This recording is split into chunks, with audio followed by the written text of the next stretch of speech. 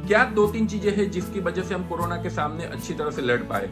तो 3 चीजें हैं जिसमें हम ध्यान रख पाए तो कोरोना की इतनी कॉम्प्लिकेशंस नहीं होगी। क्या कोरोना से सच में लड़ने के लिए हम तैयार हैं? बिल्कुल नहीं।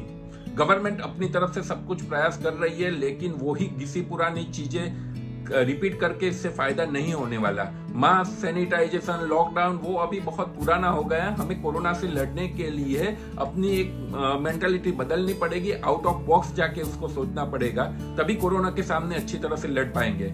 मैं हूं doctor Swapnil Shah, lifestyle wellness Ahmedabad में वेलनेस फिजिशियन और डायबिटोलॉजिस्ट की प्रैक्टिस कर रहा हूं। क्या 2-3 चीजें हैं जिसकी वजह से हम कोरोना के सामने अच्छी तरह से लड़ पाए? तो 3 चीजें हैं जिसमें हम ध्यान रख पाए तो कोरोना की इतनी कॉम्प्लिकेशंस नहीं होगी। पहला, हॉस्पिटल में हर एक पेशेंट एडमिट नहीं होना चाहिए, सिर्फ स्क्रीन करके जो जरूरियतमंद है वही पेशेंट को एडमिट होना चाहिए।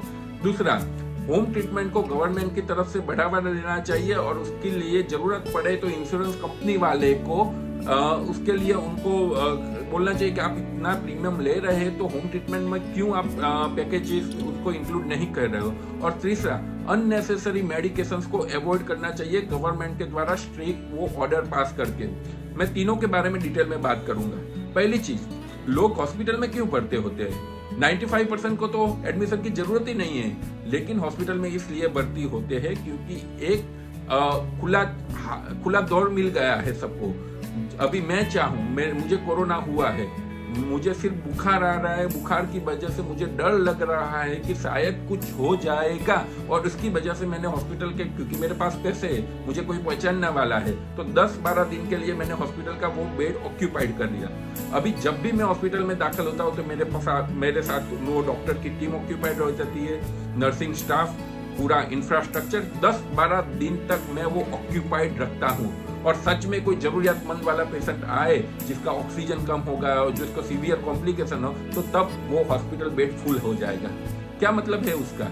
यूएसए में भी पहले कोरोना वायरस से जब हुआ तब से वही वहाँ स्ट्रिक्ट क्राइटेरिया फॉलो किया जाता है। आप कितने भी पैसे वाले क्यों ना हो, आपके कितने भी पहचान क्यों ना हो, जब भी आपका ऑक्सीजन बिलो 90 नहीं जाता तब वो एडमिट नहीं कर सकते। तो इसी तरह गवर्नमेंट ऑफ इंडिया को समझना चाहिए कि हमारे पास मैन पावर लिमिटेड है, इंफ्रास्ट्रक्चर लिमिटेड है, हम हर एक पेशेंट को हॉस्पिटल में एडमिट करने की जरूरत नहीं है। और करेंगे तो जब कोरोना का वेव पीक पे होगा तब वही चीजें रिपीट होगी। 10-12-15 घंटे का एम्बुलेंस का वेटिंग टाइम हो जाएगा जो लास्ट कोरोना में हुआ था, और 95% पेशेंट कोरोना घर बैठ के ट्रीट हो सकते हैं, तो क्यों हम उसको बढ़ावा नहीं दे।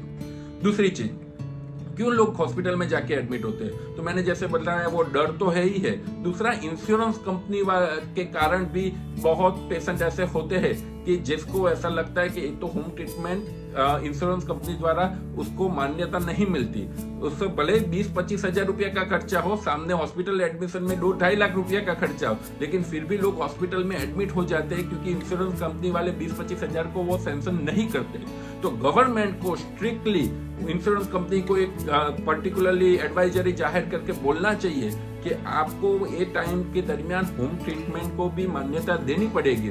सभी को फायदा है, इंश्योरेंस कंपनी को जो अननेसेसरी बिल, क्योंकि होम ट्रीटमेंट पे होता है तो 20-25 हजार से ज्यादा खर्चा नहीं होता, लेकिन वही चीज जो आप वहां जाके तो 2-2.5 लाख का वो इंश्योरेंस कंपनी को घाटा पड़ेगा।